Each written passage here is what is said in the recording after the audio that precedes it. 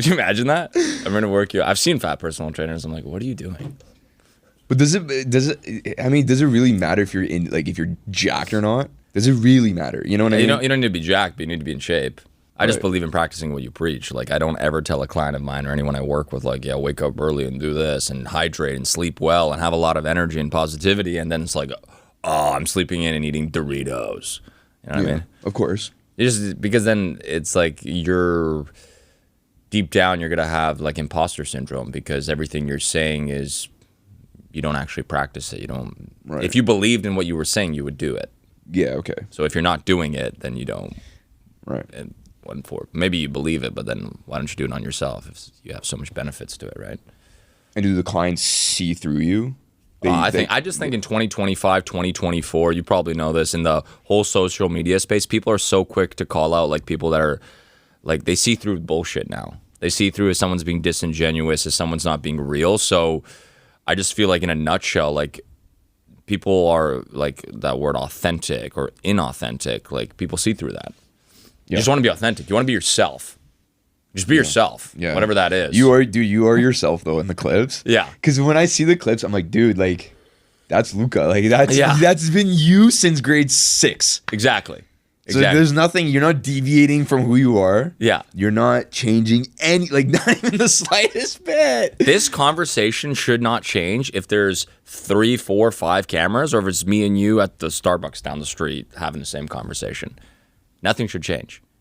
That's a real fucking conversation. That is real shit. That is what people like. That is why Joe Rogan has the biggest podcast in the world, because he's going to be like, hey, yeah. He doesn't become performative. I mean, there is a performative aspect to it as soon as we go on. I mean, you're not going to say everything that's on your mind. I mean, let's be honest. You have a brand of your own now, right? You're trying to push a narrative, right? You're not going to come on here and say everything and anything, but you're still going to be yourself. 100%. And again, that's like topic specific, right? There's maybe some things I will, some things I won't. Hey. But but you know, I'm going to be myself, and that's the biggest thing. I think that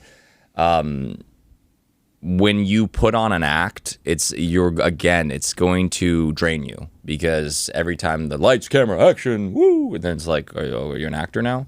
The whole point of podcasts, my idea of it is, didn't it just start like people having real conversations? Right. Like Joe Rogan, like he invited on comedians and MMA guys, and they just wanted to talk about stuff they wanted to talk about, and they recorded he's still Joe Rogan though. He's not changing himself to cater towards the comedian or the therapist or whoever. And that's why content for me personally, like I'll go film some content with a friend, and then like, or like with Merrick or somebody, and they'll be like, whoa, how did you film like 4 videos in like 15 minutes? It's because I'm just being myself. There was a camera there, no camera there. Someone says to me, talk about this. I'd be the same way. Like nothing changes. Well, dude, okay, because one of the clips you posted, and I loved that clip, was, for example, like when you go on a date with a girl. Yeah. Okay. You said, are we rolling? Oh, we're rolling, baby. Oh, we're rolling. 10 minutes in. Let's go, 10 minutes, 50 seconds in, baby. Let's go. It's up. Haven't missed yet. 18 for 20, baby. 18 for 20. Ask Merrick. I was 18 for 20 last night. What a game. SFU game. And then after on the court, I just went on the court and shot after the game, and I was 18 for 20. So I was like, yo, I'm 18 for 20. There goes my phone. So yeah, you were going to ask me one of the clips. I wanted to ask you, dude, because when you go on a date, especially, okay, so we're talking about men. This is a very male-dominated conversation we're going to have. Let's just be quite honest here. Yeah. When a man goes on a date with a woman, there is a sort of performative thing that comes up. I mean, because you're trying to cater, you're trying to craft your words and the things you say in a way that will attract the woman and will make the woman like you. Yeah. That's wrong, you think? 100%. 100%. You got to be yourself. Why am I crafting anything? Why am I creating anything? Right, to cater to who? To her? No, I don't need to cater to her. I'm going to be my real, authentic self. If she loves that, awesome. God bless. If she doesn't, she's not the person for me. And we move on. Okay, so, but, dude, how do you... I know what you mean, because I try to strive to do that as well. Yeah. But when I know I'm going on a date with a woman and we set up a time, immediately, I mean, I'm talking immediately after, I feel this sense of... oh shit, okay, now I got to dial in. It's that thinking of, okay, I got to lock in. I can't just. You're saying I have to let go of that. I somehow have to let go of that. No. I mean, locking in is a different thing. We should be locked in prior to the date, right? I've been locked in all week prior to the date. I've been eating clean. I've been training hard. I've been sleeping well. I've been hydrating. So when the same date comes, I'm like, I'm already locked in. Because everything I teach my clients is like, the date is just a microcosm of everything you've been doing throughout the week. It doesn't matter the date. Like, you've already been disciplined throughout the week. You already got to come in with great energy because you had great sleep, because you ate clean all week, because you train hard. So when the people sense energy, like you come on a first date, like, whoa, what's this guy about? What's going on here? Right. It's like, yeah, I love it. Life's good, baby. I've been up since 5. We're clanging and banging this morning. But okay, I love it. I hear you, but I'm just because I'm going to challenge you in this. Yeah, I'm going to ask you open-ended questions because I'm just trying to understand your thought, and I just kind of dig deep, unpack a lot of things. For sure. So when you say be yourself, okay, and we're talking specifically going on dates with women. Yeah. How? So you're telling me a guy can't achieve that if he's not doing those things prior? Well, it's going to be really difficult to lock in and do something. Like, I'll give you an example. Imagine you haven't studied for your exam. When you have the exam the day of, you don't learn the day of. You learn the weeks or, multiple days before that you've been studying. It's going to be really difficult for you to just an hour before the exam to go, okay, I'm about to lock in. I'm going to study now. I'm going to learn this. You're probably going to fail that exam, right? It's the same thing with this date. You're just like 2 hours before the date, you're going to be like, okay, I'm a confident guy. I'm going to speak with conviction on this date. I'm going to be the guy. I am him. I am him. And you're going to yell your affirmations at yourself in the mirror. It's probably not going to work. You got to do some work on yourself prior to that before you get to the date. That's a good point. And you think dudes are lacking that? A lot of dudes. 100%. So you have to become that guy. You can't just say, I am that guy, right? That would be like the same thing of, literally, it would be like you going to the gym, you want to bench 225, but you can't do it. And you're just being like, I want to do it. I'm the guy who's going to bench 225. I'm like, well, I love your belief and I love your confidence, but that's not how muscles work. So, if you get stuck underneath the bar, I'm here to help you up, right? What are those things teaching you, though? What are those things conditioning you to be? Like that you said, waking up early in the morning, working out, eating healthy, being dialed in, drinking a lot of water, taking care of yourself. What is it about these things that create that confidence? A lot of people don't want to do them. A lot of people want to drink on a Friday, drink on a Saturday. A lot of people want to sleep on the weekend. I've been getting up at 5 every Saturday for like the last 2 years, going for runs, lifting weights.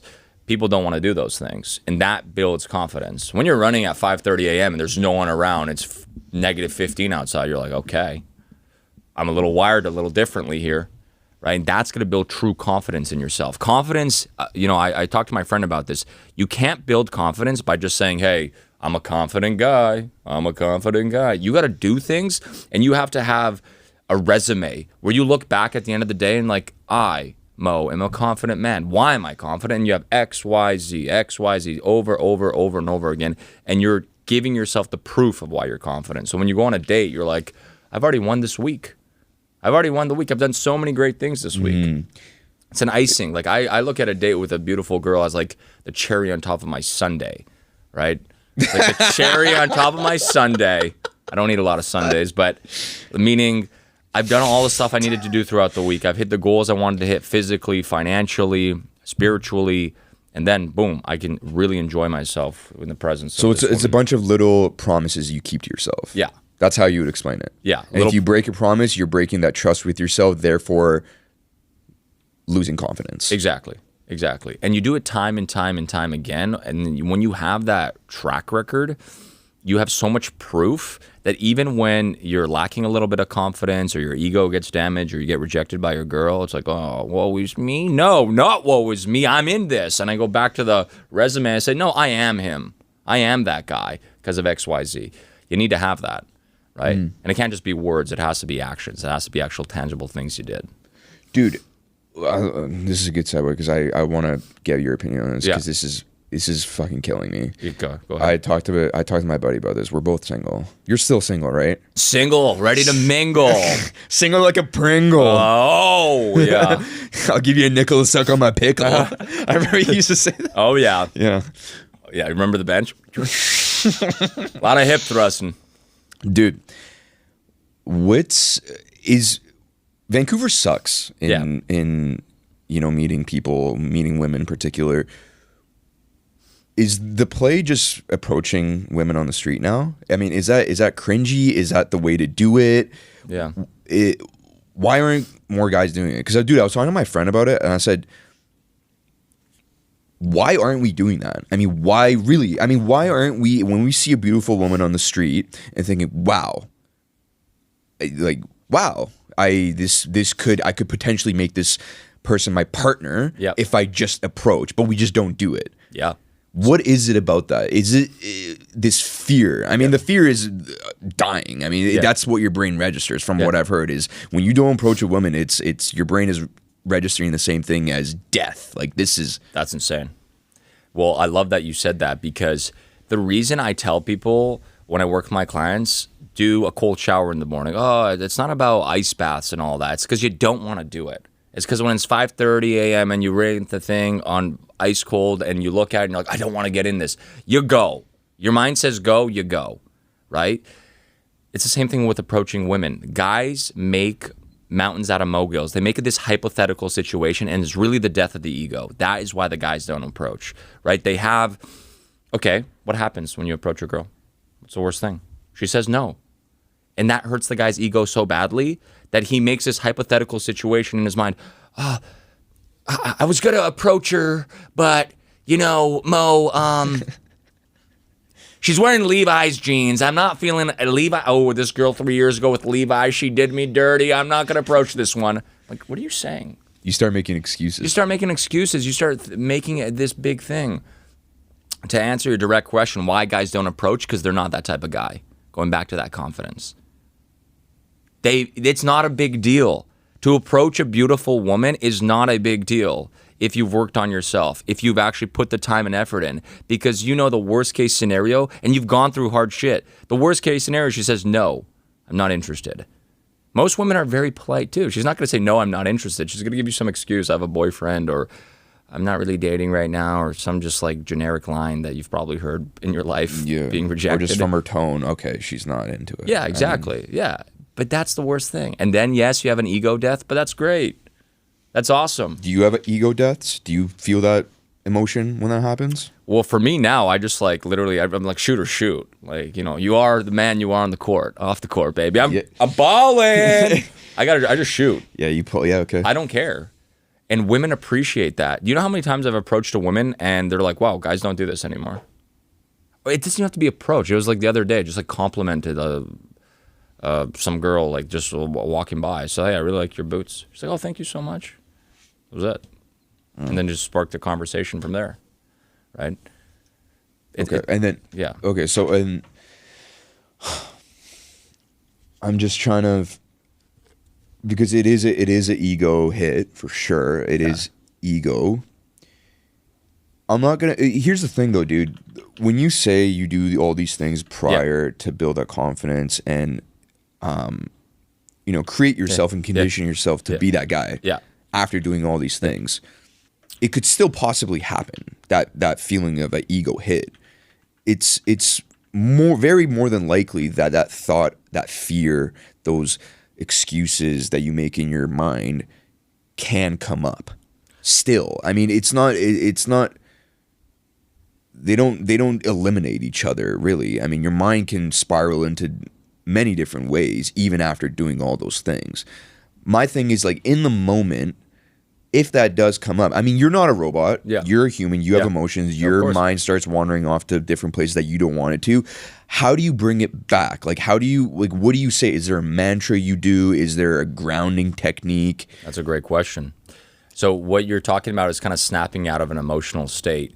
Now, I don't actually feel this so much with women, but it's more of in like sports and business. I talk about this with my friend. It's like what I said on the Kid Carson podcast that Novak Djokovic said is like, you'll never stay in one state of mind, whether it's a positive state or a negative state, right? You'll get in a negative state of mind or an anxious state of mind, right? How quickly can you snap out of that? That's the most important thing, right? Like in a tennis, he was giving an example. He loses a point. He's got a point in the next 30 seconds. He can't stay negative or he can lose the game, the set, and the match. How quickly can you snap out of that? So for me, that's a great question. I like to sometimes, especially in business and work, sometimes I just like to do like 10 push-ups. Or sometimes I just like, just get something out of me. Yeah. Just get some energy out of me.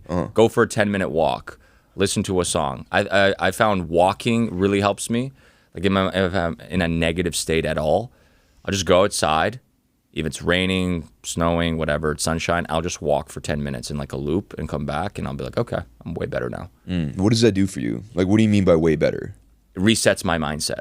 So like if I'm thinking negatively, if I'm in a super negative state of mind or I'm being like, oh, this sucks or that sucks, I take a step back, I walk around, I consciously turn on my brain and think, what am I doing? It's not helping me. It's not helping me. It's not helping the situation. I'm being way too emotionally charged. Let me reset and go back with a friend. And I've worked in sales for a couple years, and that's been one of the best things, and with my clients as well, one of the best things where the ability to reset and rebound. Like I've had a horrible day from 9 a.m. to 1 p.m. and you're like, oh, this day's going to suck. And then from 1 to 4 is just absolute amazing. Like in terms of business wise, like, oh, bad call, bad meeting, this, that happened, that happened. And then instead of being like, oh, this is going to be terrible, my energy shifted from 1 to 4. Because the person I was talking to, the client I was talking to, someone who booked a call with me doesn't deserve negative energy from me because they've done nothing to me. They're meeting me for the first time on Zoom. I got to come to that person as the best version of myself. So I have to reset on that day. And it's completely changed everything. And that is like, it's like going back to basketball because we both played basketball.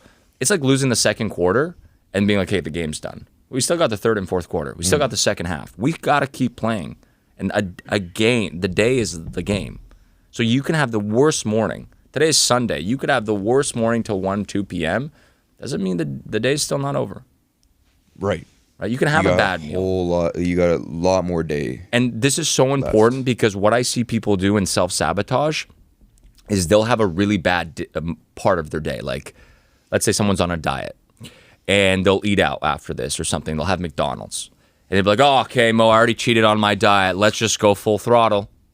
I'm like, dude, you only ate 800 calories or 1,000 calories. You're fine. Like, nah, you know what? Let's just have pizza. Let's have beers. Let's smoke. Let's do weed. Let's do all these things. And they'll just keep destroying themselves. What is that? What is that self-sabotage? What do you think that is? What I think that is... It's a tough question. I mean, it's a loaded question. I mean, it could be a lot of things. But it could be a lot of things. What I think it is they're basically ashamed of what they've done, and then they're using that as an excuse to kind of make it even worse, right? It would be like missing a workout and just being like, okay, well, let's miss the next day and the next day and the next day. I've already missed the day. Might as well miss the whole week. A lot of people do that, right? When I joked with Connor, like when people cheat on their diet, like on a Friday or Saturday, they'll be like, okay, diet starts Monday, and they keep doing that. And I'm like, what are you doing? One meal doesn't break your diet. I mean, you can have 3 or 4. If you look at, 21 meals a week, if you have 3 meals a day, if you go 17 for 21, you're good. Don't go 14 for 21 because of one bad meal. And it's the same thing with the mindset, that negativity. Like, do I let this negative interaction turn into a day, a week, months? Some people spend months. Some guys break up with girlfriends and they're deep and depressed and sad for months. Dude, you don't have that much time to build yourself up. You got to snap out of that. It's super, super important because that can make and break you. Right. How long are you in that ride? It's like shooting a basketball, being a shooter. You miss a couple shots. It's just not that easy though sometimes, dude. It's not. It's really not. It's not because easy. I'm putting on my therapist lens right now. There's so many caveats and nuances to just snapping out of it. Oh, yeah. It's not easy at all. And you have to practice it. And that time of snapping out of it, you want it to become less and less. But in the beginning, it might be a whole day. It might be a couple days. It might be a week until you can snap out of something. But but you want to get better and better at it where you can snap out of that negative thought pattern in 5 minutes, 10 minutes, 30 minutes, an hour. But you're right. In the beginning, you're not going to be able to snap out of a negative thought pattern in like 15 minutes. Me doing it now in 10, 15 minutes, I wasn't like that before. Before it could have been a whole day or a couple days, right? And then going back to what you were saying, like doing these self-care routines that you were talking about, jumping into the ice cold bath at 5:30 a.m., eating clean, setting those boundaries, drinking a lot of water, working out, journaling, gratitude, praying. Those are the most important ones. Those are the things that are going to make that snapping out of it duration smaller and smaller every single time. 100%. You need to practice daily gratitude. It is the most profound thing. Whether you're a religious person or not a religious person, you need to practice daily gratitude. You need to pray because you are so blessed. We are actually so blessed. I have a coffee in my hand. I'm in a warm house. I'm talking to an old childhood friend on a podcast. Like, if you really are that deep in the dumps, people think, woe is me, my life sucks. Go to Children's Hospital and go to the cancer wing. And you tell me how hard your life is. You tell me what you're going through. Oh, this girl left me. Great. There's a 6-year-old who has leukemia. How's your life going? Mm-hmm. Right? And it doesn't have to be that extreme, but I always tell people something needs to happen to you. You need to understand how grateful you are. If you're breathing in this world and you have food and clothes and you have a job, dude, you are so blessed. You are so blessed. You need to take care of it. What's needed for someone to come to that realization and make a conscious effort to change? Do they need to hit rock bottom? Is it matter of, okay... Yeah, most people don't, like I talked about on the other podcast, is most people don't change until that Niagara syndrome, right? Until they go over that waterfall, until something really hits them in the face. But that's the unfortunate part because people are inherently stubborn. We are inherently, a lot of people don't want change. Because why do people not want change? Like let's go back to, for a second, eating clean, losing weight, right? Being in great, fantastic shape. Everyone knows what to do. Every single person listening to this and who listens to this knows, I got to eat healthy, got to walk more, lift better, got to do that consistently and I'll have results. Why don't they do it? They don't do it because change is uncomfortable. And human beings, in your mind, just so you know how it's programmed, and you obviously know this better than most people as you're studying this, is programmed for what? For comfort. Mm-hmm. We want to see comfort. I want comfortable food. When people cheat on their diets, I always tell them, you're not just fighting, like, I don't feel bad when someone's like, Luka, I binge ate a bag of Doritos. I'm like, that food is designed for that. That food is designed to make your brain go, ooh, this is comfortable. I love this. I feel good when I eat this. It's like a warm hug. But what's wrong with comfort? A warm hug. The problem with comfort is if you're in a zone of comfort, you'll never change, right? Change is uncomfortable. I used to be the biggest night owl. I'll put this limiting belief on myself. I stay up late. I'm a night owl. And then I wanted to become the 5 a.m. dude. That was uncomfortable. But the key for you was you wanted to change. You decided consciously you don't want to be that night owl and you want to wake up at 5:30. Whatever that reason may be, that's for you. Correct. It's not for me to be like, well, Luka wanted to become a early riser because he was a night owl and it was messing up. I don't know. I mean, I don't know why you wanted to change. But that process is really uncomfortable. So you going into that transition right there, me becoming that, morning bird instead of a night owl, that's really uncomfortable to do. To go to bed at 9:30 p.m., to not binge watch Netflix and YouTube. In that process, to most people are just going to be like, after 2 days, F this. I'm just going back to what I am because my comfort zone was staying up till 1, 2 a.m. every day. But what I'm saying is your reasoning as to why you became an early bird could be completely different to the reason why X, Y, and Z and whoever else changed. Correct. They might need to become an early bird because they have some disease that requires them to wake up early. 100%. You need to find your powerful why. I agree. No one's too reason. I've never worked with two clients that this reason them wanting to make a change and one become the 1% man was the same. Everyone has their own reason. But you have to find a reason that is so powerful. When I was running with my friends sometimes in the morning, shout out to Merrick, this guy had a bad knee, and it was kilometer 1, and we were running 30 kilometers. I'm like, this guy, there's no way this guy's going to finish.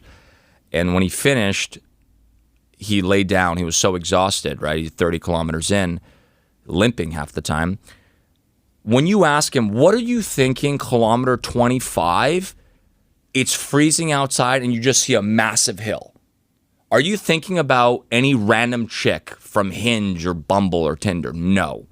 Are you thinking about a car that you want to buy? No. Are you thinking about a house, a mansion, a penthouse? No. You're not thinking about any of those things. Those are all superficial reasons why people do things, and that's why they don't change. You got to find it deep down in your core, and his answer, he was thinking about his mother and his family and making a change for her and being a great son and supporting her and giving back to her for all the sacrifices she made for me. That's what I think about that too. I think about my parents. I think about my brother. I think about my future wife, the father I want to be for my kids. I do not think about a Lamborghini, although I want one. Cool. I've always wanted one. I played Need for Speed on Hot Pursuit on a PC back in the day, but Diablo, Lamborghini Diablo. But that's not what I think about. And sometimes people don't. It's hard for people to find their powerful why because they've never put themselves in a position where their mind is telling them, I'm done, I'm going to quit, I'm exhausted, and they got to keep going, and they have to find that reason. And again, finding that is really uncomfortable. That is a really uncomfortable situation you have to put yourself in. What's uncomfortable about it? Well, first of all, like think about running, 30K and you're 25K in, every single part of your body hurts. Well, I mean, finding the why. Yeah. Because sometimes you need to put yourself into that really uncomfortable position to find that why. Because you can't really find it in a place of comfort. Because sometimes people are too superficial. I always talk about kind of the levels of why, right? Like, oh, I want to get in great shape. Why? I want to attract chicks. Why? Because I want to start a family. Why? Like, you got to get deeper on these issues. And the problem is a lot of people in society, we just have surface level conversations. The reasons why people want to do things are surface level. Hey, well, I want to go talk to that girl. Why? I don't know. Right? Do you go through that thinking process every time you do approach a girl? When I approach a girl, to be honest with you, and for all the guys that are going to listen to this, getting women is extremely easy if you're the 1% man. I did not have that great success with women prior, and when I developed and worked on myself, now it's very simple. Like that interview in Austin, Texas that I did that went viral, I got 500-600 DMs from women, all saying, where are men like you? I want men with your values. How do men have your mindset? Over and over and over and over again. The same DMs, this, that, from all around the world, from every continent in the world, all different types of women. Women that have 500,000 followers DMing me, all about that mindset. They're like, this is so rare. I said, what did I say in that video that's so rare? I just said I want to be a provider. I want to be a good man. I want my wife to have the choice whether to work or stay at home and raise the kids. And I want to be the man that can provide for her. That's it. That's all I said. And that is so crazy because a lot of guys, what do? They focus externally. They focus on girls. Here's the secret, guys, listening to this. Focus internally on yourself, and you'll get more girls than you've ever wanted in your life. You'll have more dates than you ever have. You'll have more girls hitting you up. You'll have more matches on every dating app. When you focus on yourself, you become that 1% guy. But that we just talked about is uncomfortable. That takes a lot of work. That takes killing your ego. Hey, I'm not that great. The biggest problem I see with guys is we put this ego wall up. Yeah, I'm good, I'm great, I'm this, I'm that. No, you're not. Why are you lying to yourself? You're lying to me? Just be honest. I always want to get better. We talked about it, this, Luka 1.0, 2.0, 3.0, right? Every year people upgrade their iPhones, but they don't upgrade their mind, they don't upgrade their body, they don't upgrade their habits. You got to keep upgrading. You want to become the best version of yourself. Always. I hear you, dude. No, I hear you. But it's still, there's a part of it. It's just a lot of guys listening to this right now. They're gonna relate, and it's gonna resonate with them so much. It's gonna inspire them, really. Yeah, it's gonna give them energy. I want that. Too. Yeah, and it will. If you're listening to this, do 100 push-ups today. But there's another side of it where a lot of dudes are gonna listen to this and be like, "Wow, I'm a fucking fat, stinky ass turd." Yeah. That's it good. is, but okay, well, that's one thing, man. I don't think you need to hate where you are to want to become better. Like, you can. I mean, that could be the catapult that gets you to want to improve yourself and become that 1% man, like you said. But both types of, like, both roadmaps can be true, where you hate where you are and you want to get better, but you also are in a place where, oh, okay, well, I just feel like I could do better.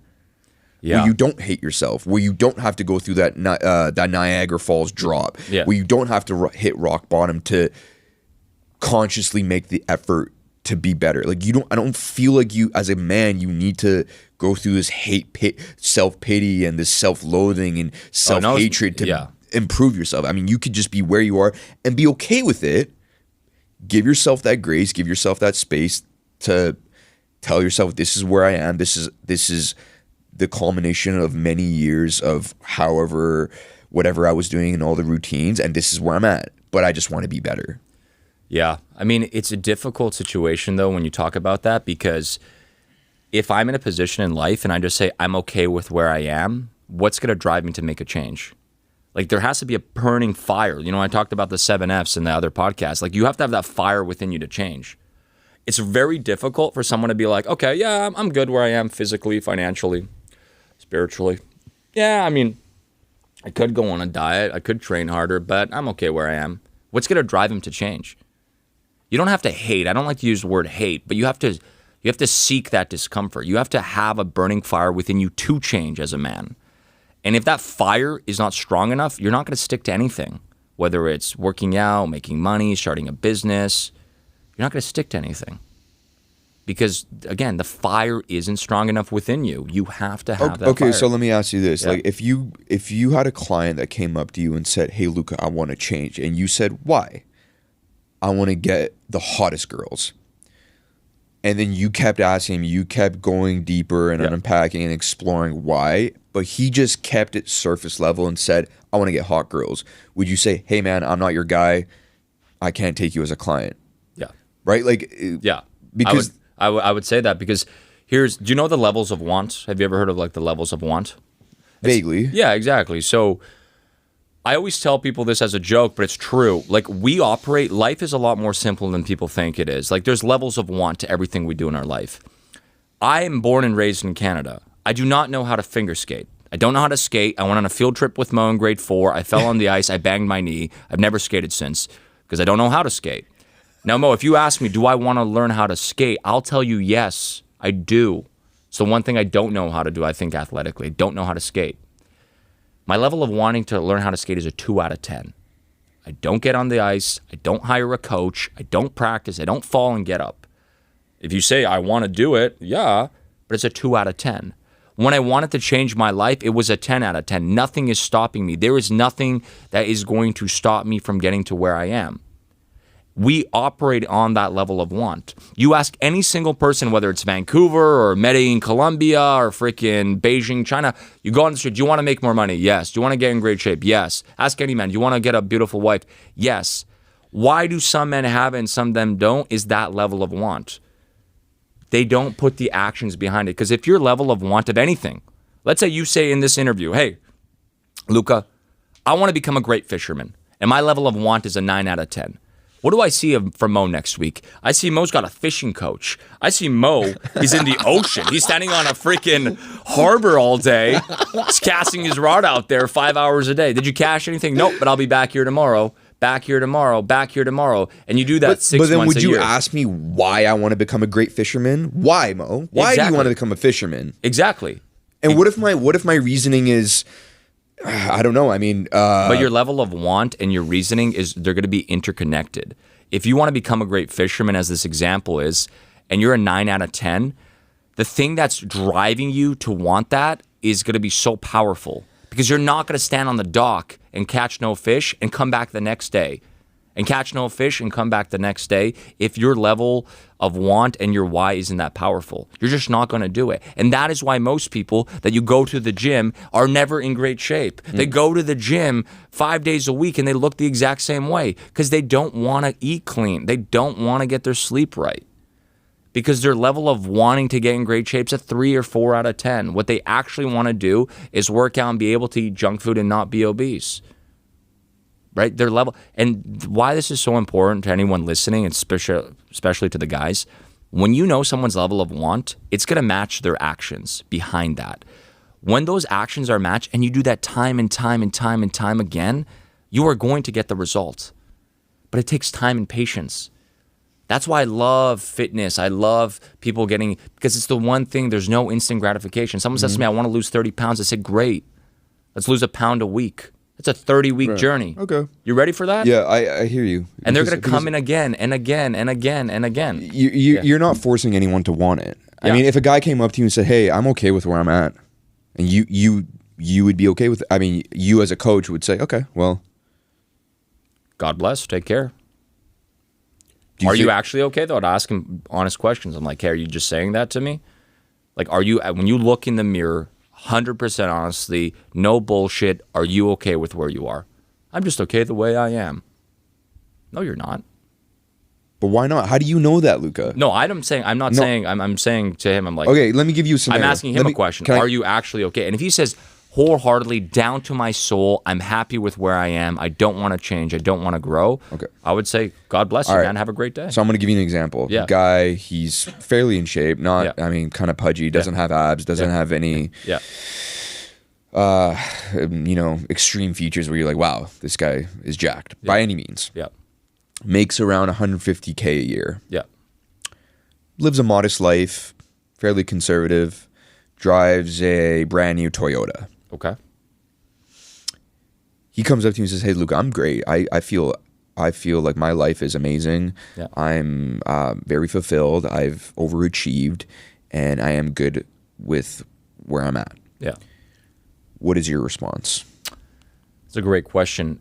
Well, first and foremost, realistically, I don't think I would ever have that conversation with the person, because why would you be sitting in a meeting with a coach who doesn't want to get better? Okay, so let's make it a hypothetical. I understand what you're saying. It's just like someone that's speaking to me is seeking change. They want to get better. There's something that, whether it's my content or something that made them reach out to me, right? Well, let's forget about the fact that they hit you up. Let's just say you met this person at a bar or at a library, for God's sakes. I don't know, anywhere. Yeah. And you guys get to talking, small talk, little banter, go back and forth. He asks you what you're doing, and then you ask him what you're doing, and then you ask him, hey, are you happy with where you're at? Yeah. And he says, whoa, man, that's a pretty intrusive question. But yeah, I am. Mm-hmm. Okay. Then, and I would say to him, okay, great. Do you okay, so I would know. I'm not. Do you respect his? Of course. One thing, I love your question, because this is what I want to make very clear to everyone listening to this. At the end of the day, you could have David freaking Goggins live with you and yell at you. You could have Tony Robbins jump and clap and woohoo, Tony! I want energy now. Energy now, Tony! No, I love me some Tony Robbins, emotional state. But here's the thing. At the end of the day, it's your choice. Tony Robbins, David Goggins, any of these amazing people that we know in the personal development space, they can't make you want it. They can't want it more than you. And I hear you. And I'm not asking you about the want. I'm asking you what you would think of that guy. Would you think he's a high value man? No. The reason why? You got to keep growing and changing. That is the beauty of life. You got to keep getting better. This is all a game. This is a video game. You got to keep leveling up. That's what makes it interesting. That's what makes it fun. Everything is rented. Once you get in great shape, you stop working out and eating clean? No. That's why people are, if you put a arbitrary goal, like an end date, like, hey, I want to lose 30 pounds and I get to this tuxedo for my wedding or for this bachelor party, I want to look good. You are going to add the weight back on. You can Google the stat, 70% of people in the U.S. add the weight back on because they're not that person. You can't do it for this end. There's no finish line, dude. Finish line's when you're dead in the ground, up in heaven, or if you're a bad person, somewhere else. But, that is the finish line. So to go back to your question, though, to answer it really directly, if someone doesn't want to change, David Goggins, Tony Robbins, no one is going to make them change. At the end of the day, it's their choice. And I'm not going to push anyone to change. I'm not going to force anyone to change. It's their life, man. I got my own. if you really want to get better, I'm going to do everything in my power. I'm going to hold you accountable. I'm going to support you. I'm going to be so honest and real with you. I want you to get better, but I can't want that more than you. Yeah, and I get that. Yeah. It's just I'm just trying to wrap my head around. I'm just trying to get you to. So you answered. I mean, you did answer. You wouldn't think that person you're talking to that is making 150 grand to 200 grand a year, drives a brand new Toyota, is considered a high value man. And then let's just say you offered him your program and your coaching and what you do, and he said, "Hey man, I hear you, but I'm happy with where I'm at." I mean, would you try to convince her? No, you're not. You're not happy. You can't though. You can't. I would never do that to somebody. I would never tell someone they're not happy. First and foremost, that is such a not great way of communication, because then you're just that language itself is combative. You are not happy. You, Mo, are not happy. Well, then you're gonna naturally just be like, "F you, dude. I am happy," right? Instead of asking them questions, right? As someone who wants to be a therapist and as someone who wants to work with people, we're not telling. We're asking. No. Absolutely. So are you happy? Are you truly fulfilled with your life? Do you love the way you look? Do you love the energy you have in the morning? When you wake up and you look yourself in the mirror, are you happy with the man you see? Are you 100% fulfilled? Just keep asking them questions. If they say yes, 100%, this, that, great. I'm happy for you. I'm happy that you have a lot of blessings and bliss in this world. Take care. You can't convince anyone of anything at the end of the day. You can, they try, but at the end of the day, it's not about trying to convince someone. It's trying to actually help someone if they want to get better. I just want to help somebody. Okay, so what drives you? What drives me? Yeah. I want to get into... Yeah, what drives me is literally, it's very simple. I tell myself every day, what drives me first and foremost is my direct family, my parents and my brother. Everything I do in this world is for my parents and my brother. I just want to retire my family, retire my parents. I want to build an absolute beautiful estate in Serbia, and have big plot of land there for them to retire and work in. So I just want to give everything back to my parents. And then my future family. I want to be the best father. I want to be like my father was for me. Like, I want to be able to raise 3-4 children. I want to be a present father in their lives. I want to train them. I want to be an example for them. I want their daddy to be like a superhero. And I want to absolutely love my wife. I want to support her emotionally, physically, spiritually. I want to be there for her every single step of the way. And I know to become that man, I have to become that man that can do that. You're not that man right now? I think I am, but I'm going to continue to grow. I'm not married yet. I don't have a wife yet, but knowing myself and the work I put in myself, I'm going to continue to grow. So when I get to the point where I have a kid or 2 or 5 kids, I'm ready for it. It's not something where like, oh, I just had a kid. Okay, well, I'll work on myself now. I want to put myself into that position. But that's what really drives me. Why don't you think you aren't married right now or have That's a great question. Why don't I? Just haven't met the right person, I guess. The old cliche answer. But I think one thing is I do want to marry within my culture and heritage. I'm Serbian. I do want a Serbian wife. So, I'm splitting time between here and Serbia now, which is great.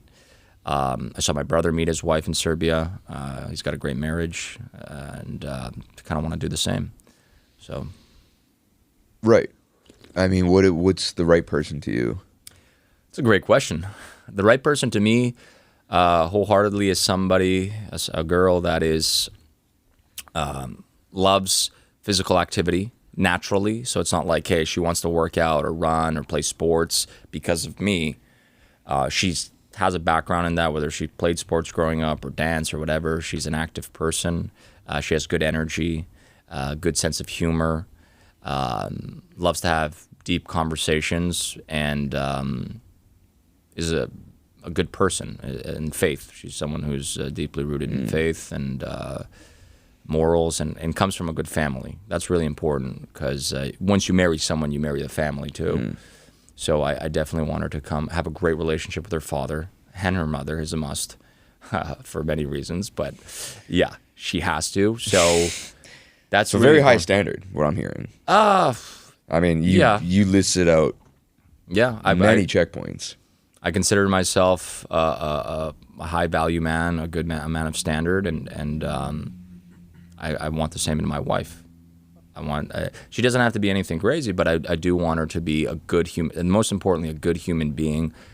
At the end of the day, someone that I look at, I'm in love with, and I would know that they can raise my children. Mm-hmm. That's what I want, someone that I can raise a family with. At the end of the day, the most important thing, to answer your question, was someone I can raise a family with. So family's big for you, like 100%. Huge. What's the point of life? Not start a family. You'll never get satisfaction with any material good or anything or traveling. I mean, I've traveled so much. Do you really believe that you can't get any satisfaction with any material good or any amount of money? You can, in the short term. What happens in the long term?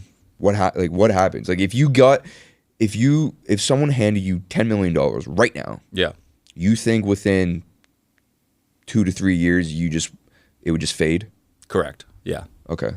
I agree with you, but why? Why do you think that? Because as human beings, we have such a deeper need for something. I'm not, by the way, another thing for gratitude, anyone listening to this, please chat GPT your percentage of being born. It's like 1 in a number so big that I can't even say it. Someone's like, my life sucks, man. You being on Earth is a miracle. So I just want to put that outside. When anyone's being negative, you just being alive that is a freaking miracle. Yeah. But yeah, man, we are put on this earth, I think, to love, to build a family, to be with someone, to be in a relationship. So you can have all the money in the world and you can travel the world and see all these things, but is it really awesome if you're by yourself? At the end of the day, another thing is you not having children is the most selfish thing in the entire world. There's nothing more selfish than you not wanting children. I want to explain that to everybody, especially to the men, and to the women. If anyone in your family's lineage, from the Petkovics to the Creamer, had that mindset, you wouldn't be here right now. I wouldn't be either. So all the generations of people that have come before you have never thought that way. And that is why we're sitting here. So do you really want to be the one person in all the years, the hundreds of years your family's been on this earth or longer, to say, it stops with me. The buck stops with me. Like, you're just a self-centered asshole at that point. Dude, can I be honest with you, dude? You put a lot of pressure on yourself. I feel like you have this really high standard. No pressure, no diamonds, they say. Yeah. You've always been like that, Luka. Yeah. I know you, man. Yeah. I know you since a very young age. Yeah. You've had this need. I wouldn't say it's maybe it is a need to really put this like insurmountable pressure on yourself just to achieve, which is great. You're very ambitious. You're very outspoken. I mean, everyone knows that about you. I know that about you, for God's sakes. Yeah. I think from an outside perspective looking at you, I think you're doing just fine, man. Yeah. And I think being in that space, because let's be honest, you're in the manosphere space right now. Yeah. The 1% of high value, this and that. Yeah. You need to make more time. I just feel like you need to make more time for yourself to take a step back and be like, yo, I'm good. I am good. Yeah. Like when you say eating a bucket of ice cream or some Doritos, that comfort. Yeah. I mean, you're comforting yourself at the end of the day. I mean, you explained it beautifully. I mean, I don't need to tell you. It's a warm hug. Yeah. You said when you eat a bag of Doritos or someone eating a bag of Doritos. Fresh street cookie, baby. Oh my goodness. Best cookie in the city. But you're selling, but in a way you keep I mean, you're sort of like hitting yourself down. You're downplaying yourself by telling yourself when you eat these kind of things, you're breaking a promise to yourself. But why not look at it as you're comforting yourself? Like you said, I mean, dude, those are your words. It's a warm I love hug. that you said that. So I never, and you know this, I never tell people what they need to eat, or I always tell them about the mindset of food. When I love. I'm not no, I know what you're saying. The theme isn't about food. I mean, I'm not. No, but I know what you're saying about the about cookie. But here's the thing that I think maybe people listening don't know. This me. I do indulge into those things.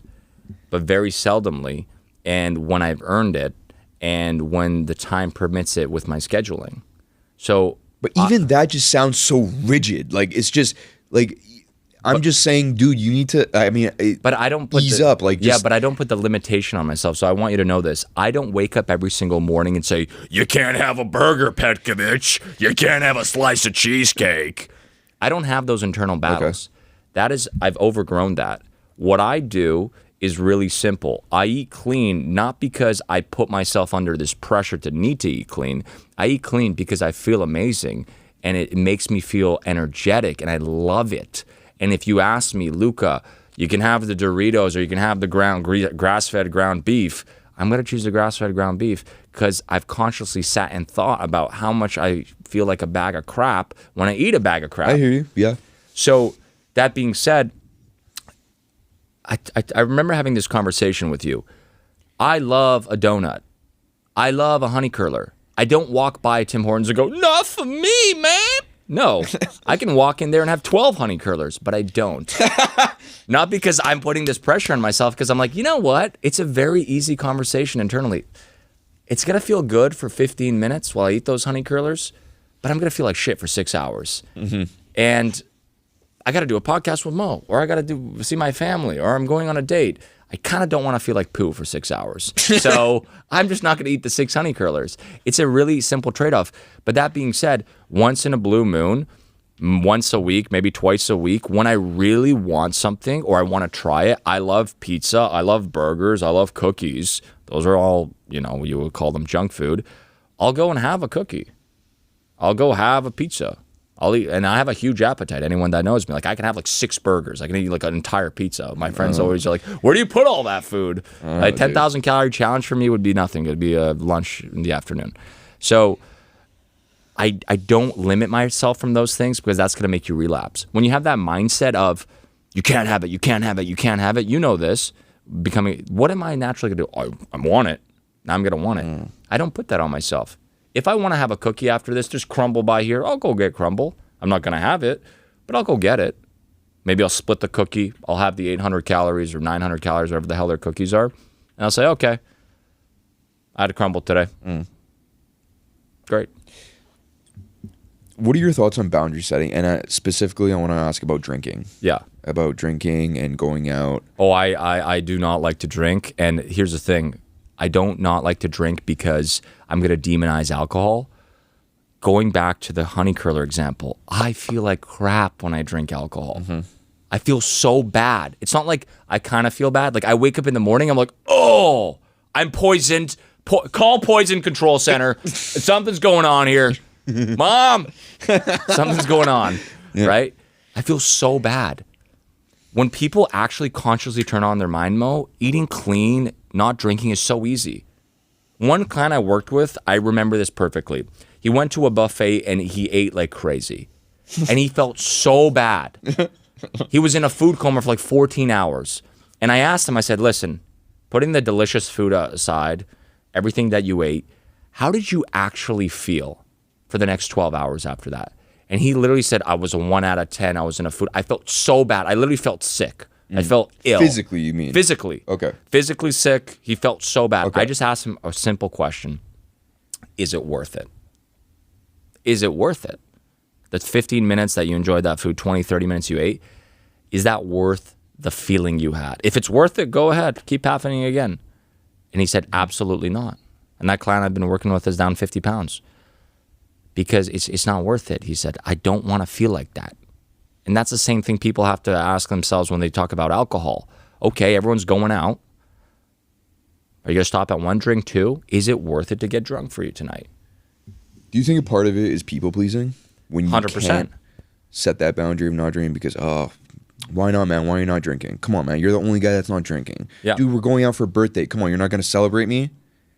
Why do I have to drink to celebrate you? Why is the celebration of our friendship me and taking in alcohol?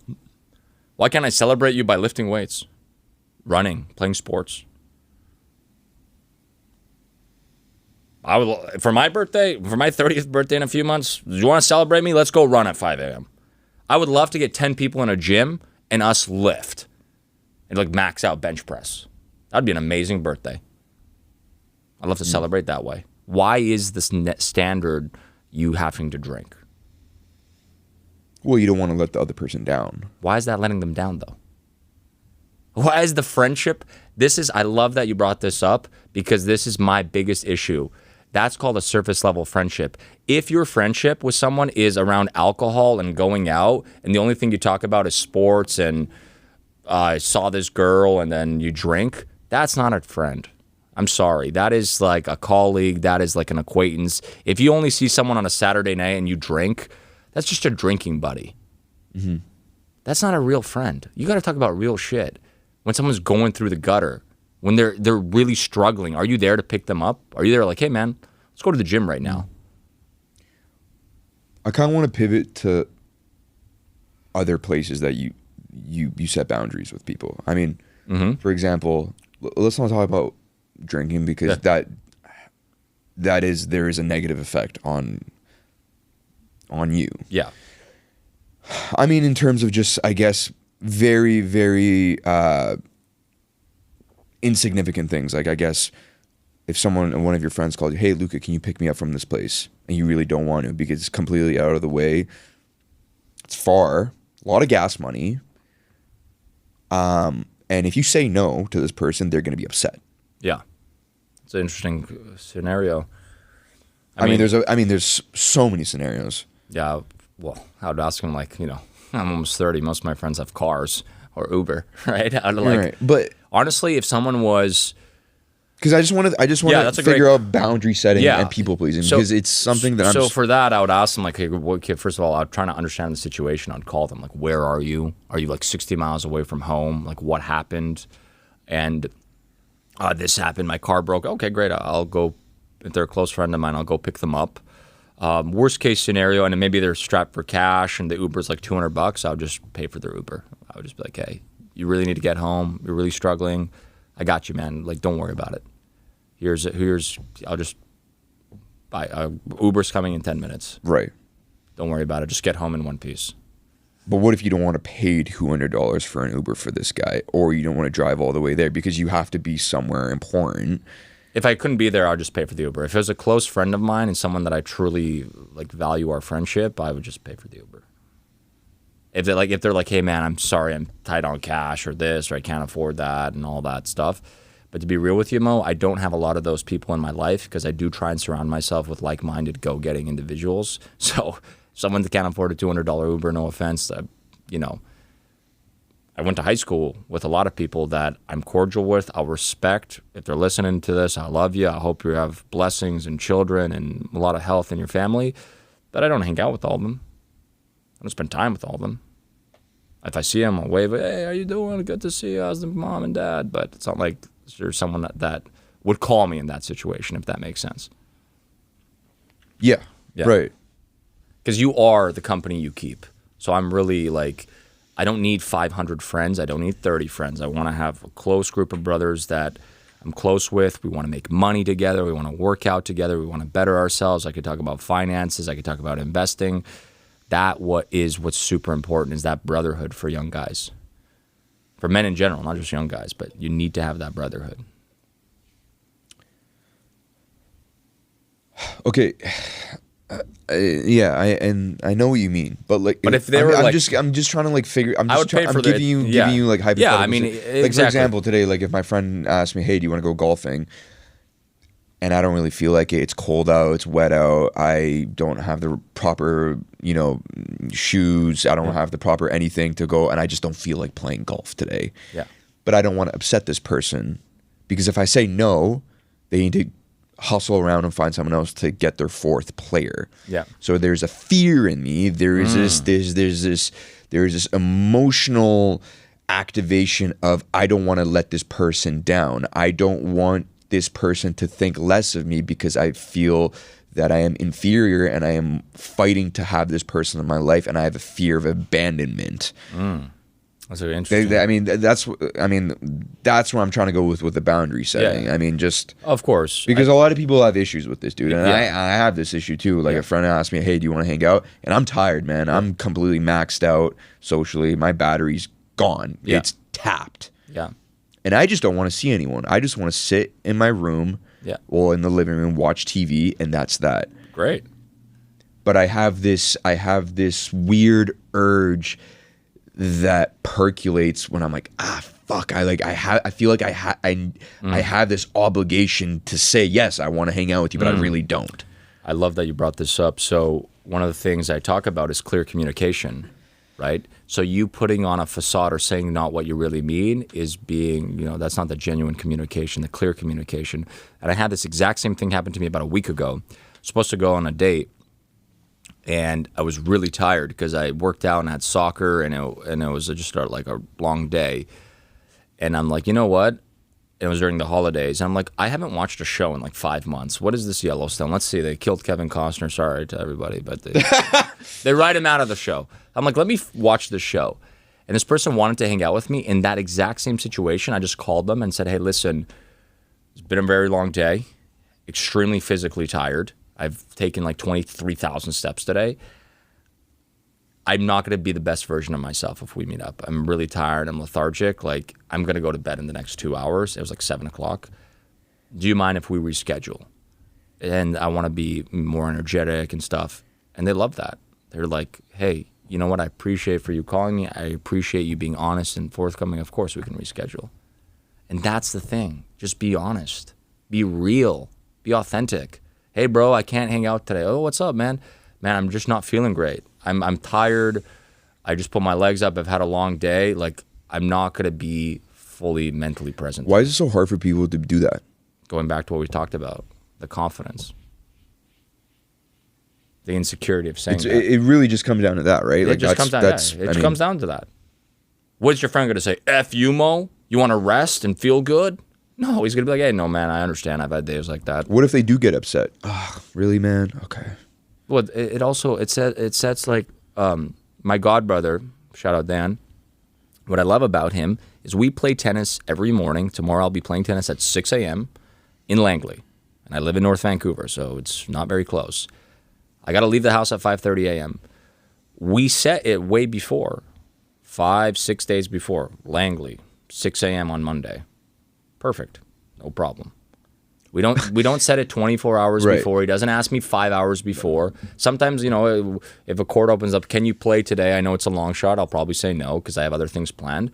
But it's also planning and structure and like being an adult. But Luka, I'm playing life golf. Life isn't so cookie cutter black and white though. Like tonight, your friend, your godbrother, Dan, could be like, hey Luka, I'm really tired. Yeah. I don't think I'll be able to wake up tomorrow morning in time to come to tennis. Or text you in the morning really early, hey, Luka, something has come up, or I'm just not really in the mood to play tennis. Like, it could be that simple. You know what I mean? And I'll say it's fine. I've literally played tennis with him, Dayan, shout out, that I had like you say Dayan or Dan? Dayan. Oh, I said Dan. That's okay. He's Serbian. His name's not going to be Dan. Hey, Dan, the man. I was like, who the fuck is Dan? Dan. Buddy, who the hell is Dan? For the Daniel Hand? Yeah. I've literally played tennis with him where my legs hurt. I literally played a soccer game. I got fouled. I got a bruise. And it was like 24 hours. My legs still hurt, but I gave him my word, and I want to keep that. So I came and played. And I kept it, and I showed up. And I could have made every excuse. My legs are tired, all this, all that. One time, this is a true story. I ran 26K one morning and then played a tennis match later that evening with him. And he comes to me and he goes, why the heck did you run 26K this morning? And I said to him, I don't know. I just was going, and I just kept going, and I loved it. Mm-hmm. And he's like, okay. He already booked the court. He already paid for the court. I'm not showing up that day because it's disrespectful to our friendship. It's disrespectful and everything. I could have said I ran 26K. My legs are tired. I made that conscious decision. He didn't force me to run 26K. I did that myself. But you don't owe him anything. It's not about owing him something. It's about respecting people's time and also respecting my word. If I told you I'm going to be at the UBC Tennis Center at 7 p.m., I got to be at the UBC Tennis Center at 7 p.m. It's as simple as that. I have to keep my word as my man. But things happen, dude. Life happens. But 600 years ago, you don't keep your word. You can battle till death and duel. Dude. Things do happen, but also, people use that as an excuse not to. Because for example, dude, if you told me this morning, if you messaged me at 9 a.m. say, hey Mo, something's come up, I can't make the podcast. Of course, I'd be disappointed. Of course, I would be like, damn, okay, let's reschedule. But then again, I understand. I give you that grace. I give you that space. I agree, but you gave me a week's notice. Week, 24 hours, 10 minutes. It does matter because it makes a big difference to people, right? If you're planning a date with a girl and you give her a week's notice, she goes, "Oh, sorry, I forgot about my mom's birthday." Well, okay, you're a bad daughter. Apparently, you don't know your own mother's birthday. Like, what are you doing? Woo, there's Luka, baby. Come on. There it is. There it is. So, if you give someone a week's notice, I mean, we're all adults. People have lives, children. We're getting to the age where friends of mine are starting families or having kids. We just plan ahead, and you keep it scheduled. And unless something tire popped or this happened or that happened, most people, it's really like you give them enough notice, they can look at their calendar, they can look at their schedule, be like, yep, I'm free Sunday from 12 to 2, no problem. So you can't just justify it it's not justifiable when someone says, dude, I'm just not in the right headspace, or I'm just not in it, or I don't think I'll be the best version of myself. No, that's a different thing. Because if you told me, hey, Mo, mentally, I'm not in a good space right now. Oh, well, that's completely different. I'm saying but that's mostly, as you know, Mo, that's mostly not the case. Why people cancel? People cancel because they're like cornflakes, right? Flaky, right? So people are canceling because of something else. If someone's like, hey, dude, I literally am mentally exhausted. I cannot go play tennis or pickleball with you or basketball. I'd be like, no problem, brother. And then I would ask him, what's going on? What has got you so mentally exhausted? Oh, this and this and this happened. No problem. Do you want to just meet up and talk about it? Or how much time do you need to rest? Or if you need anything, I'm here for you, man. I appreciate that, man. Just be real, dude. Everything comes down to just being a real, authentic person, speaking from your soul. You don't have to put a filter on every time you speak. You just tell them how you're feeling. Okay, what's going on? That is the problem. When you're like, hey, in your example, they're asking you to play golf and you just don't want to deep down in your core play golf. If you communicate honestly to your friend, he's gonna be your friend. No problem, man. And if matter how weak the reason is, no matter, hey man, I just my elbow hurts. Well, that's physical pain. That could also you don't want to get injured. Well, okay, but I'm just saying. The reason, the strength of it's not about the strength of the reason, Mo. It matters that if the reason you're canceling is genuine and authentic. Do you genuinely can't play golf with your friend today? It's just genuinely you can't do it and you don't feel good and you're being real about it and you're like, hey man, let's play next week. I'm 100% there. Or you wishy-washy. Your word means nothing. People that can't keep their word, it's a direct reflection of the type of man they are. You're a wishy-washy person. Your plans are wishy-washy. Your word is wishy-washy. Because that's the type of guy you are. That's how you live your life. I follow the diet. I eat clean sometimes. I work out sometimes. I work on my business sometimes. Well, no shit. Your relationships are sometimes good, sometimes bad. It's all a direct correlation, man. You put it perfectly, man. You don't. Hey, you speak facts, dude. I mean, that's. Yeah. You. I don't disagree with anything. I really don't disagree with anything you've said this whole time. I still do tremendously feel like you need to give you're so dialed. Yeah. Which is great. Which is fantastic. I'm not saying. But my God, it's just you telling me this is giving me anxiety. I mean, maybe you're just built different. You're obviously a type A personality. Yeah. I mean, I've always known that. Everyone that knows you, everyone that's remotely close to you knows that. But it's just. But Mo, I get satisfaction. A little bit of grace, man. Like I think it's just like. But Mo, I get satisfaction from the simplest things now. I don't need this is a true story. Today is Sunday. When I want to have a cheat meal, Merrick knows this. One of my favorite things to do in the week that gives me so much satisfaction is to go have a burger with my friends. I love that. I will go and find the best burger. I have a whole notepad on my phone of the best burgers, the best ratings. I've driven all across the Lower Mainland to try a burger. I'll drive all the way to Langley, which I have to get a burger. And I love it. It's 1,000 calories, 1,200 calories, and that's all I need. I feel so good after that. I love it. It's Sunday. I meet with a friend. Let's try this burger place. Let's give it a rating. And then after that, I'm good.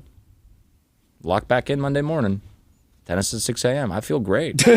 That's what I love. Like, I don't need to drink a bottle of vodka. I don't need to go out. I just need to have a great burger or a pizza with people that are close to me in my life.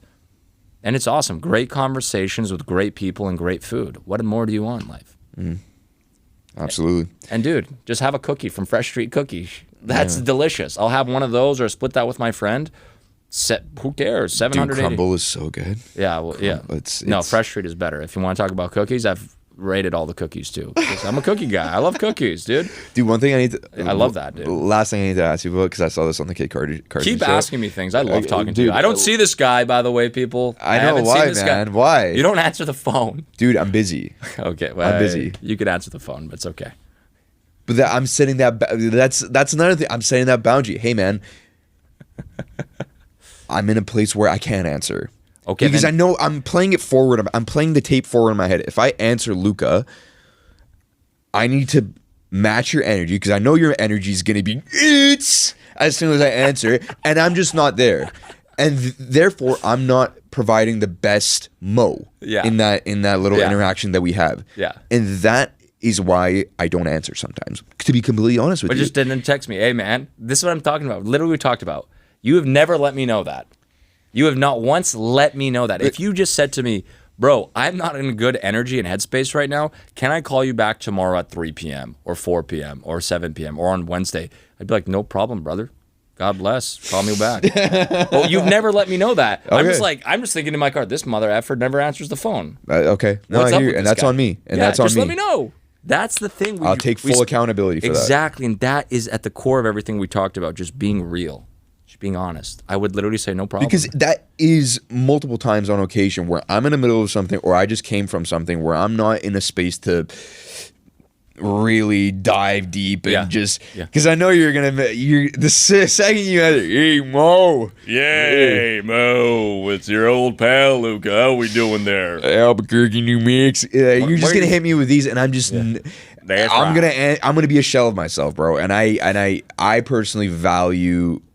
I prioritize and I value being the best version of myself when I'm talking to someone, I'm hanging out with someone 100%, like you. Yeah. I mean, you know what I'm saying? Because it's weird. I don't want to leave that interaction or hang out thinking this person thinks I'm a fucking weirdo or what the fuck is wrong with Mo, because I don't want that. Yeah. So, okay, I'll let you know. Yeah, I love that. Dude, I mean, you... Yeah. I love you. Yeah, I love you, buddy. Yeah. I've known this guy since grade 1, everybody. I was 6 years old. I'm 29. That's 23 years. 23 years, brother. Yeah. Last thing before we end, man. What you said on the Kid Carter show, do you have like 5 minutes? Okay. When you were talking about how you went on a date with this woman and you were at the restaurant and you asked the person, how long is it going to take? They said 5 minutes. 10 minutes later, they said 35, and you said that's incorrect. Yeah. Mathematically, that doesn't make sense. Yeah. And then she went on to say, "Why did you do that? I felt uncomfortable." What happened after that? Because I want to ask, I want to kind of understand that. Very simple. Again, clear communication. Like most people, most girls, unfortunately, don't have the energy to be real or talk to you or call you on the phone. So she just texted me, you know what? I don't think we're a good fit. I said, not a problem. And for me, I really want to understand people's mindset. So for me, I was like, no problem. Do you mind if we do a phone call? Oh, this phone call, you're trying to convince me. I've had this before. And I was like, listen, I'm not going to try and convince you of anything. I'm not here to say, woe is me, I'm the greatest. Or you should give me, no. Because then, first of all, as a guy, if you're ever put in that power dynamic, you're always chasing, no. I said, no, I truly want to understand your mindset. Why, what happened? So I called her and had a 1-hour conversation with her. It was amazing. I wish I had it like on a podcast. And she was saying those things that made her uncomfortable. And I'm this and I'm that. And, saying these things about me. And you were like this. I also made another joke, by the way. I want to say it here because it's hilarious. I hung out with her during the BC provincial elections. And I'm like, hey, give me 5 minutes. I'm going to go to voting. I'm going to go vote. And I made a joke. I voted Conservative. And come on, liberals. And I voted conservative. And when I walked out, I made a joke to the woman standing at the front desk that made her feel uncomfortable. I said, hey, do you have a sticker that says I voted conservative? Because I don't want people to think I'm stupid. It was a joke. And my friend was there too. He was laughing. And she's like, oh my God, that joke made me feel so uncomfortable. What politics matter? I'm like, they matter tremendously. And do you want to have a 7-hour debate about it, or like we talk about it, right? And yeah, I just talked to her, and that made her feel uncomfortable, and kind of the way I am, kind of being extroverted, being, you know how I am. So yeah, it made her feel uncomfortable, and she just said, I'm this kind of person and that. And it was great because I really got to see, a lot of times we'd never get closure. Or no, we just don't get explanations. Why do you? What is the closure you need though? What does that do? It's not about closure. It's just about like going back to what we've been talking about. People are so inauthentic. They send you hey Mo, I just don't think you're the guy for me. All the best. Take care. Not a problem. I'm just trying to understand the psyche, the mindset of the woman. What happened? Just to understand it, because I always want to better myself. Okay, this joke was that. Okay, I said that. That made you uncomfortable. Okay, not a problem. Just trying to learn. God bless you. Have a great day. And that was it. That was the end of our conversation. What did you feel after she had told you all that? Like, what did you? I felt great. I said, listen, like I said at the start of this podcast, I'm never going to change who I am and how I am. And if you don't like it, you're not the person for me. God bless you. Have a great day. It was great. I was just trying to truly understand, okay, you don't like that, you don't like that, okay. Now, you should never change as a man who you are. And you don't want to be going this whole conversation about being real. You don't want to be like, oh, okay, let me change. Let me try being like this. No. But you weren't going to change regardless of what she said. So why want to know? Because I just wanted to learn her mindset. How many times do you, when you get a text from a girl, I'm not interested, how many times do you actually sit down with the girl and find out why she's not interested? Or find out what you did or what mannerisms you have. I mean, at that point, you're just beating at a dead horse, though. I mean, I'm not going to be able to convince you, persuade you. But I'm not trying to convince you. I'm not going into this conversation trying to persuade you and convince you to be with me. I don't want to be with you. I've already stated in my mind, you and I are not a good match. It's like, again, the ego death. I can say, you're not for me, I'm not for you. That's okay. That doesn't mean I'm less worthy of a man because I'm not for you. You're not the right man. So for your own knowledge, your own curiosity, you just want to know. Curiosity, exactly. Okay. Just own curiosity. Sure. Okay, what was that? What was this? Great. And guess what? Some women are going to love that joke about liberals and conservative and stuff. And some women aren't. And that's great. But she also mentioned in the moment when you were at the restaurant, hey, that made me uncomfortable. No, of course not. Oh, no, she didn't do it in no, person. Of course not. No, they never do that. They never do that. Okay. Most women don't do that. Did you notice her change a little bit, or does she? Because, I mean, it can be pretty noticeable if someone does become uncomfortable. Not really. I didn't really notice it, but to be fair, I was kind of like it's the middle of a Sunday. I was having a great time. I was like, whatever. I was kind of being myself. Going for a walk. No, I didn't notice it. But again, people, going back to your friend example and everything we've been talking about, people usually don't let you know that. Or they hide behind a screen. Oh, you made me feel this way or that way. And they text you a day or two later. Instead of just like, hey, man, what was up with that joke? That made me feel uncomfortable. Why did that make you feel so uncomfortable? I said the joke. It's on me. Oh, I'm surrounded. Okay. Because you said the joke, and then I'm around you, and then I'm, that means I'm, correlated to you. It's like, okay, and then it's the way I am. If you're not comfortable around me or you don't like the jokes I say, then au revoir. Have a great day. I'm going to be who I am. You gotta, when you want to marry or date, like at the end of the day, you want to be who you are. You don't want to change for anybody. You want to grow and become a better person with a person. Who you're Do you falter for getting uncomfortable about that joke? Do you feel like she had the right to be uncomfortable or not? I mean, the end result was uncomfortability. I mean, whether that it is rightful or not or justified, of course. It's not up to you. I think that I asked her this question. I said, why does that joke make you feel so uncomfortable? Like, why does that interaction make you feel that uncomfortable? I feel like there's like a deeper cobweb here that we got to clean out. I'm like, I'm not your therapist. I'm not here to like go into that. Just like, I just asked her to critically think, like, if I say a joke, why does a joke, a word in the ether, Nothing even written down. It's not even a comment. Sounds, frequency. Sounds. Why does that make you feel so uncomfortable? It's a freaking joke. Like, where's your sense of humor? And right away I knew that person is not a good fit for me. And, you know, people say a lot of things, Mo, but their actions are proven by it. Like, oh, I got a great sense of humor, bud. And then you make a joke. Whoa, I'm offended. You don't have a great sense of humor. You have the opposite of a great sense of humor. You're anti-humor, actually. Like, right? So, oh, God. Everything in life is just, you're defined by what you actually do. Like, what does your life look like on a day-to-day basis? Everyone can say, I'm this, I'm that, but like, how are you when the cameras are off? You're with your closest people. And again, it all comes down to the thesis of being real and authentic. I appreciate you, dude. Always a good talk. Absolutely, dude. You always keep it real, man. You're not. You don't change one bit. No. You don't change one bit. And I always tell that to people. I'm like, dude, Luka has been the same dude since early days. I'm talking. Yeah. You know, it's nice to see, dude. It's nice because it's refreshing. It's refreshing because you're one of the only people that I see that just keeps it who they are. I mean, whether you like it or not. Exactly. And more people need to take that mask off. It's because it's a mask. It's pretty liberating when you do. Life's a lot easier and a lot more enjoyable. Don't disagree with that, brother. Let's wrap it up. Let's do it. Let's do it. Thank you, brother. Appreciate you, Great dude. to see you, as always. Always. We're here. We're done. The old boys.